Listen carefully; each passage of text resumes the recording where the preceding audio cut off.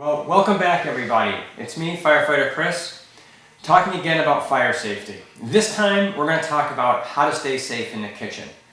Looking at some of the hazards we have in our kitchens, how we can help our families stay safer, and understanding exactly what it is that fire needs to live and breathe. And the way to remember that is three things, and it's a fire triangle. And what's a triangle? A triangle is just a shape with three sides, right? So let's try and look at it that way. And what we're going to look at is the three things that fire needs to exist. And they're very simple. It's heat, fuel, and oxygen. Anytime these three things get together is how fire works. Good fire or bad fire. It's how your birthday candles work, and it's how you cook your food on your stove. But it's also how bad fires happen, like these big forest fires we see, and sometimes we see house fires. Okay? But they all start out with the same three things. All right? So oxygen. Oxygen is what we breathe. It's what we use to get around. It's how we live. It's how our bodies stay healthy. We have oxygen.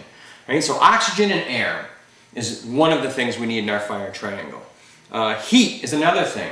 Heat is anything that gets hot, whether it's your stove, whether it's a lighter or a match or your fireplace. It's something that gets hot. Heaters, things like that. And fuel, anything that can burn. Anything that can catch on fire is considered fuel. It could be clothes, could be cabinets in your kitchen, could be wood that we put on our campfire, anything that can burn. Anytime these three things get together, you have the potential to have a fire, okay? Anytime any one of these things comes out of the triangle, the fire goes out. Right? We put water, firefighters put water on fire, right? That's how we do it. We put water on fire. So what do we take away from a fire if we put water on it? We cool it down. We take away the heat. If all you have is oxygen and fuel, you don't have a fire. We took away the heat by putting water on that fire. Okay? If we take away anything that can burn, okay, we just have heat and oxygen. You can't have a fire with just those two things. Okay? So the important thing to remember is, whenever these three things get together, we have fire, and anytime you take one of those things away, the fire goes out. Okay, and that's important to remember, and I'm going to show you why once we start talking about kitchen safety and how to stay safe in the kitchen. All right, so here we are in the kitchen. In the kitchen, we do something pretty important, right? We cook. We cook our food. This is how we make our food hot. This is how we make our food. This is how we get to eat all those great things that we're cooking in our kitchen. And you're getting to that age now where you're probably helping out in the kitchen a little bit more. Maybe you have younger brothers and sisters that you're helping heat up food for them, or you're helping grown-ups in the kitchen by getting all the ingredients together and things like that. But because you're in the kitchen, I think it's really important for you to know how to be safe in the kitchen. Grown-ups know how to be safe in the kitchen, but sometimes we forget things. Sometimes we take shortcuts and we're not as safe as we could be. So my job is to teach you guys how to go home and remind grown-ups how to be safe. If you see something unsafe, I want you to say something. All right? I can't go to everyone's kitchen every time dinner's cooking. I can't do that. I'd like to, but there's like 900 of you in schools, and I can't possibly do that because I'm at my house trying to keep my kitchen safe, all right, with my family. So looking around the kitchen here, we have a bunch of unsafe stuff going on, okay? And remember we talked about our fire triangle. We talked about heat, fuel, and oxygen. We talked about how when we get air and heat and things that can burn together, we can have a fire. Well, all three of these things come into our kitchen when we're cooking. We cook with heat. We always have air around us. And we are cooking food. And that food, because it can burn, is fuel. So we always have those three things in the kitchen when we're cooking, okay? Now that doesn't mean we're always going to have a big kitchen fire every time we cook. In fact, if we do things really safe, okay, we don't have a fire at all. We actually end up with dinner or lunch or breakfast, okay? And those are good things, all right? So we're going to talk about some of the things in this kitchen that are really unsafe, and we're going to make them safe together, all right? With your help, we're going to clean this kitchen up and make it real safe. So the first thing that we're looking at is that we have things that are too close to the stove. What you really want is 1 foot of clearance around your stovetop. 1 foot around your stove. of things that won't burn or melt. And we all know what a foot is, right? A foot is 12 inches. It's a ruler, all right? So we're not looking for a whole lot of space. We're just looking for this much space around your stove of anything that can burn. So let's take a look around, okay? If I put the ruler down here, okay, we have a plastic dish next to the stove. Plastic is a fuel. It's something that can melt. It's something that can burn. And when it's too close to heat, we can have this. See how this is burnt and melted? Okay, this was too close to a stove. If it was a foot away, we wouldn't have that problem. Okay? Things on the back of our stove. We all cook with things. We cook with spices and things like that. And we want to have them nearby so that we don't have to go looking for them when we're cooking. But back here, this isn't really a safe spot for these. These are made of plastic. Plastic, as we know, burns. Plastic is a fuel. So now we're taking something that can burn next to something that's hot, our stove, in a room full of air. These can melt. These can catch on fire if they're too close. There should be nothing on the back of your stove that can burn or melt. Let's put those over here where it's a little bit safer. Okay? Next, we don't want to put anything on our stove that doesn't belong there. Okay? If we're not cooking in something, like a pot or a pan, it shouldn't be on the stove. Okay? Something that's plastic like this was left on a stove, and the people turned the oven on, and it burned the plastic, caused a fire. This is from an actual fire that we had here in town. Okay? This doesn't belong on the stove. We can't use it on the stove. It's actually supposed to be used in the sink to rinse out vegetables and fruits and things like that. It's something that doesn't belong here. It's plastic. It can burn. And it was on something hot. Okay? That's how fires happen. Okay? All right. We also have paper products. We have paper towel and cereal boxes, okay? Good things to have in our kitchen. We use them all the time here, okay? But remember that 1 foot. Remember that 1 foot of safety we were talking about, okay? These are too close. We know that paper burns, right? Wood burns, paper burns, plastic burns. This is considered fuel on our fire triangle, right? So now we have something that burns next to something hot in a room full of air. Not very safe. Okay? Keep that 1 foot area of clearance around. Remember, if we take away the fuel, all we have is something that gets hot with air around us. Okay? Pots and pans are made to go on the stove. Okay? Now, when we're cooking in the kitchen, it's really important to make sure that we stay in the kitchen. If we're cooking on a stovetop, there needs to be a responsible adult in the kitchen at all times, okay? Because sometimes we cook things a little longer than we're supposed to, and they burn. And if we let them burn, they'll start a fire, okay? Now, if we're not in the kitchen paying attention and a fire starts, we're not gonna know until what happens? Until the smoke alarm goes off, right? Because we know we wanna have smoke alarms in our house. But the smoke alarm shouldn't be there to tell us that our dinner's ready. Okay? They're there to tell us that there's too much smoke or there's fire. All right? You're not going to hear that if you're not in the room. Maybe you step outside to go get the mail. Okay? And you're outside. You don't hear your smoke detector if it's going off. You want to make sure that you're staying in the kitchen. Okay? There has to be a responsible adult in the kitchen at all times whenever something's being cooked on the stove. All right? Because it's very easy to get distracted nowadays. You know, we got a lot going on. Maybe I'm cooking in the kitchen and I hear the phone ring, so I leave. Or maybe I go out of the room completely. Okay? Now, I don't know what's happening in my kitchen because I'm not seeing it. Okay? But if I come back in and there's a fire going on my stove, okay, I could have prevented that. I could have stopped that from happening. I could have just turned off my stove. Okay?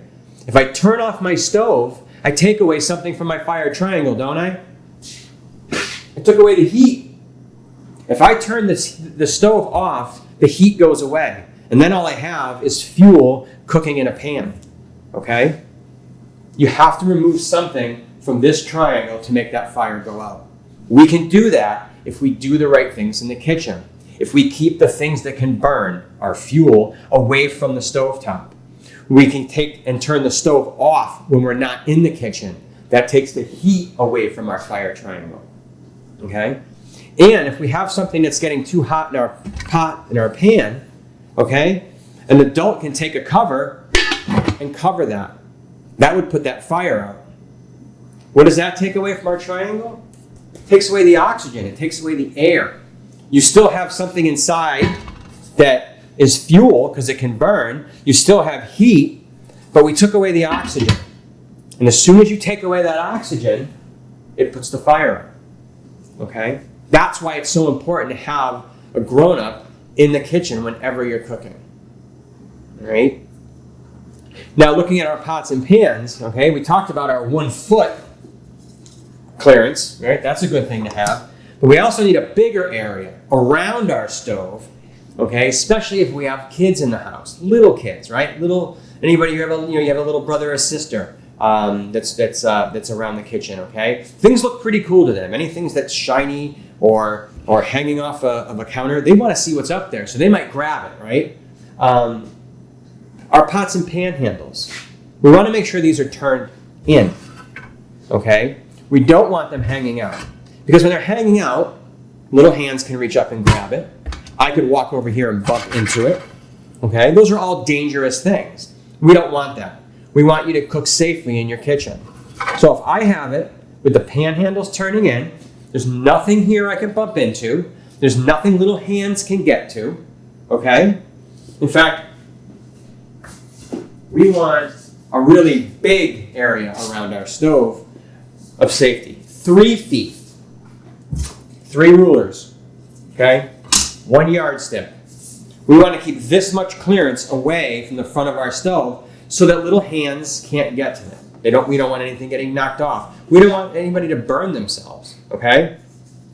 Those are things that keep us safe. That 3 foot clearance of safety. That 1 foot area clearance, okay?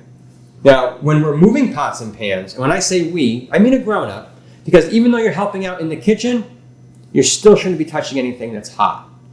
Grown-ups should be using oven mitts, okay? That's a safe way to move something that's hot, right? Because these keep our hands from getting too hot. Just like the gloves I wear when I put all my special clothes on, okay? That keeps my hands safe from something that gets too hot. These keep grown-ups in the kitchen's hands from getting too hot, right? These are good things to have. A safe distance away from the stove. All right, so we've talked about ways we can keep ourselves safe and our family safe around the stove area, okay? But there's something else in our kitchen that we use, probably use more than our stove, that also has the potential to create fire if we don't use it properly. And that's our microwave, okay? Now, microwaves don't have flame in it, right? We don't cook with fire inside of a microwave, okay? But we do have all our elements of our fire triangle in there, okay? We have food, which is our fuel, and we have heat, because that's what microwaves cook food with, and we have air. In fact, we have hot air. That's the whole point behind cooking with a microwave. It cooks with hot air. So we have fuel, heat, and air inside of our microwave. Now, if we have those things, we have the potential to have a fire. But if we do things right, and most people do, we don't have a fire. What we end up with, just like on our stovetop, is good food to eat, okay? Now, especially at your ages, you're probably using the microwave quite a bit because you can heat up things pretty safely, okay? But you still have that potential to have a fire. And it doesn't take much, okay? In fact, all it takes is putting something in the microwave, like popcorn, for longer than it should be. Now, if I press 4 minutes on this, I'm going to end up with popcorn that tastes pretty good, okay? But what if I added an extra 0 on there? What if I cooked popcorn for 40 minutes? Have you ever smelled popcorn after like 5 or 6 minutes? It's gross. It smells burnt. It usually makes a big black mark on the bag, okay? And you can't eat it. In fact, you actually have to throw it out and start all over again. And the whole house smells like burnt popcorn, okay? But if you cook it the right amount of time, there's no problem. But there's still that possibility. Because if I go and I hit my timer for 40 minutes instead of 4, okay, all it takes is 1 extra 0, all right? That's why it's important to stay in the kitchen. Now, if I stay in the kitchen and it starts to go to 5 minutes and then 6 minutes, I'm probably going to know that I'm burning my popcorn. I can smell it, okay? If I leave the room, I forget all about it. It's cooking, it's cooking, it's cooking. It's burning, now it's smoking, and eventually it'll catch on fire, okay? So even when you cook in a microwave, you have to stay in the kitchen. Food is only made to be cooked for a certain amount of time, and once it cooks past that time is when we start seeing food burn and fires start. Now, I know that if I hit 4 minutes, that's the amount of time I need to cook popcorn, okay? If you're heating something up, you don't need to, if it's already been cooked, you don't need to cook it for the amount of time it took originally to cook it. You just want to heat it up a little bit. If you're not sure how to use a microwave and how long to cook something, ask a grown-up, okay? It's okay to ask questions, right? Grown-ups might have the answer, okay? So we're not going to cook popcorn today. It's just me, and I can't eat a whole bag of popcorn, okay? So speaking of microwaves, we also have things that go in a microwave and things that don't go in a microwave, right? We know that we can put a glass dish in there, okay? We know that we can put a glass bowl in there, and some plastics are okay to put in as long as they're made for microwaves, okay? But we can't put metal in a microwave, right? Something like this. This works great on the stove, not so great in the microwave. If I put this in the microwave and start cooking, it starts to spark, okay? And eventually those sparks turn into flames, okay? If you're not sure what kind of dish goes in a microwave, ask a grown-up. If you see a grown-up forgetting sometimes, like we do, if you see a grown-up forgetting and they start putting something metal, like a knife, a spoon, or a fork, or a metal dish into the microwave, stop them. Tell them that that's not safe to put in the microwave, okay? Because sometimes grown-ups forget, okay? So microwaves, just like stovetops, require that you have to be in the kitchen. There should be a grown-up in the kitchen whenever something's cooking in both of these things. Okay, that's how we cook things safely. Okay. All right, so we talked a lot about how we can do things safely while we're cooking in the kitchen. Okay, we've covered stovetop safety, keeping things too close to the stove, microwave safety. Those are all really important things, okay? But we have some other hazards in our kitchen. Maybe you see them all the time, maybe you don't, okay? Most people have toasters in their kitchen, things that run on electricity, coffee makers, toasters, maybe even a toaster oven, okay? But they're all things that we cook our food in. They're all things that get plugged into a wall outlet, okay? And these are no different than things we cook in a microwave or on a stovetop. We still have our fire triangle present. We still have fuel. Fuel is the toaster itself, because a toaster can burn. The food that goes in it, that's fuel, that can burn. We have electricity, okay, that plugs into the wall. That's heat. Electricity is heat. We have our air around us. So we have heat, fuel, and air. Again, there's our fire triangle. Always the possibility that if used incorrectly, we don't use them right, we don't use them safe, that we can have a fire. If we do things the right way, we don't have a fire, okay? So a toaster, pretty simple, right? A lot of times we put toast, bagels, English muffins, maybe some of you like Pop-Tarts. I know I do, pretty good, okay? Again, they cook for a certain amount of time, and anything past that time, they will burn. So just like with our microwave and our stovetop, if we're using this, it needs to be an adult in the kitchen, okay? So when this is plugged in, we put our food in, we press our button, and it cooks, and when it's done, it pops up, okay? But sometimes our toasters don't work the way they're supposed to. They're old. We've used them a lot, and instead of popping up, it just stays down. And when it stays down, it cooks that food for that much longer. If I'm in the kitchen, not a problem.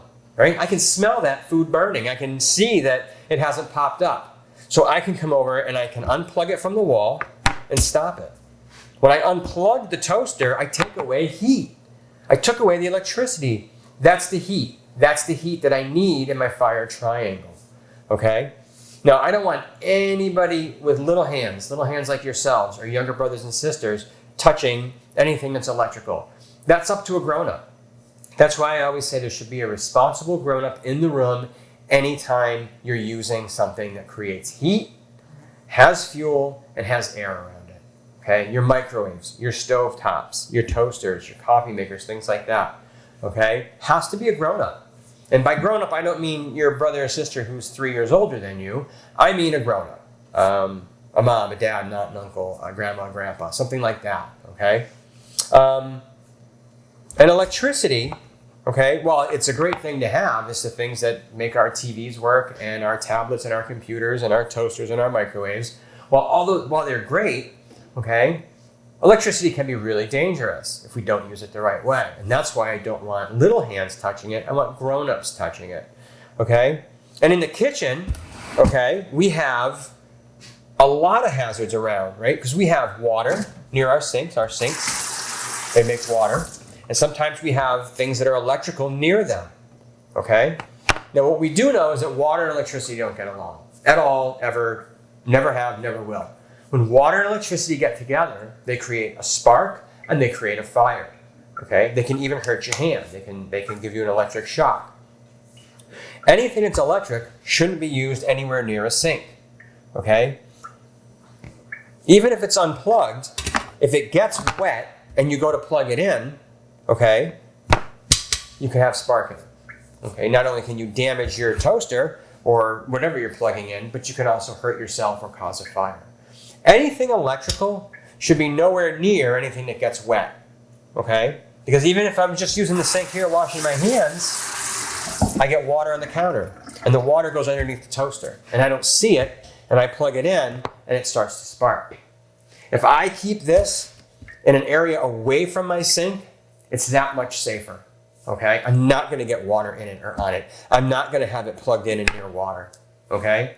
Remember, water and electricity, they don't get along, okay? You'll never see them hanging out together. They don't go to each other's birthday parties. They don't play in the recess yard. They don't hang out after school, okay? There's water and electricity. Far apart, they're safe. When they get too close together, they can cause a problem, okay? Best thing to do when you're done using a toaster or a coffee maker or anything that plugs in, you can unplug it and keep the cord next to it. That way there's no way that this toaster is going to get hit accidentally when I put my groceries down and I knock the button down, okay? Or when something gets next to it and it turns on because it's plugged in. When it's unplugged, the heat's removed from the triangle. All you have is something that can burn in a room full of air, but there's no heat to make it that fire triangle, okay? Electricity, keep it away from anything wet, right? We don't put it next to our stove, right? Because that's our 1 foot. In fact, the best thing we can do is probably move it to the other side of the room. All right, so we have one last hazard in our kitchen, okay? And it's not really fire, but it's definitely a hazard. And it's something that can hurt us. It could be dangerous. And it's something you really need to know about. And the best thing you can do is get with a grown-up, and when you go home, try and look and see if you have this hazard in your house. And if you do, I'm going to give you some great ways to make that hazard much safer, okay? We have something in our kitchen. Most people do, and it's pretty helpful, actually. We use it to clean our countertops, and we use it to wash our dishes, and maybe we use it to wash our hands and things like that, or wash our dishes, okay? They're chemicals. We keep chemicals in our kitchen. Most people do, okay? It's not bad to, okay? But we got to use them safely, okay? Most people keep them in a cupboard. Sometimes they're down low, sometimes they're up high. But if they're down low, there's our hazard, okay? We talked about little hands getting into things that we don't want them to get into, okay? When you were little, and I mean little, or if you have a little brother or sister walking around the house, they want to put everything in their hands and near their mouth. Okay, and when things are down low, that's at their height, okay, because they're not going to try and get up somewhere high right away. They want something that's close and little and easy to get to, okay? And down here, underneath our sink, is where we usually keep a lot of our chemicals, okay? We have all kinds of different stuff in our kitchens, you know, or our washrooms and things like that. Some good, some bad, some unknown. All right. So here's just two common things that we keep.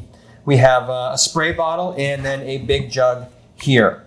Okay. Now the important thing to remember when you're looking at chemicals is what's in there. Okay. Because I can look at this all day long and I can tell you that this is water and this is green liquid. Okay. But we don't know what's in it. Okay. We do if we look at the label, right? You can see the label right here. It tells me that this is an all-purpose cleaner. It can tell me what to do if I get it on my skin or in my eyes or in my mouth. It tells me how to use it properly, right? So this has all the directions that I need to use this safely. And it's all right here on a label. Okay, the label tells us what it is. It tells us what the hazards are, the bad stuff. It tells us how to use it the right way. And it also tells us what to do if we do get it on our skin or in our mouth or in our eyes, okay? It's got a safety cap on it, okay? I need to do a certain thing to get this cap open, okay? A lot of little hands can't do that. That's what it's made for, to keep it safe so that only grown-ups can use it, okay? Now, that's a safe way to keep a chemical. But we also have this in our kitchen sometimes, just a spray bottle, okay? It doesn't tell me what's in it. It doesn't have any kind of safety cover on it. In fact, I can take this on and off. I can spray the bottle and make whatever's in here come out, but I don't know what it is. It doesn't tell me. It doesn't tell me what it is. It doesn't tell me how to use it. It doesn't tell me safe ways to use it, and it doesn't tell me what to do if it does get on my skin or in my eyes or in my mouth. So I have no idea what this is, okay? The problem is that this could either be water, it could be bleach, it could be a cleaner for the sink. I don't know what it is, okay? If it had a label, I'd know exactly what it was. I would know how to store it, where I should put it, how I should use it. So what I would love it if you could do to make your kitchens a little bit safer, get with a grown-up, walk around your kitchen, have them look in the cabinets and see if they can find any chemicals, okay, that for one, should be up higher, away from little hands, and two, make sure that the label for what's in that bottle is correct. Okay, if you see a bottle and it's got the right label, perfect. If you see something like this that doesn't say anything, or it has a handwritten something on it, okay, a handwritten label, ask a grown-up to put it in a container that's appropriate. Ask them to put it in a container that stuff belongs in, that has the correct label. Okay, if they're not sure what it is, it certainly doesn't belong somewhere where little hands can get to it, okay? Now, I don't want you going through the house all by yourself and just throwing away everybody's cleaning stuff, because then I'm going to get a bunch of phone calls at the fire station saying that firefighter Chris said to throw away all our cleaning stuff. That's not what I want you to do. I want you to get with a grown-up and go around, remind them to be safe, tell them about some of the things you learned, and ways to keep chemicals safe and out of little hands. Remember, up high is better, safety cap even better, and that label that tells us exactly what's in there, that's the best thing, okay? So that's another way that you can keep your kitchen safe, all right? So we talked about kind of a lot of stuff today, but what it all boils down to is this. Used safely, everything in your kitchen can be safe. If it's a grown-up using it properly, if they're keeping things safe and away from little hands, okay? We're using that 1 foot clearance around our stove from anything that can burn, okay? Those are all important things. Unplugging electrical things when you're not using them. Using our microwave safely. Staying in the kitchen when we're cooking. All important things. Easy things to remember. Easy things to remind grown-ups to do, okay? So take these things that you're learning, go home, be little firefighters, okay? It's okay to point out things that are unsafe. In fact, it's going to make you and your family safer because of the things that you're doing, all right? There you go. Kitchen safety, pretty easy stuff, pretty safe stuff. Thanks, guys.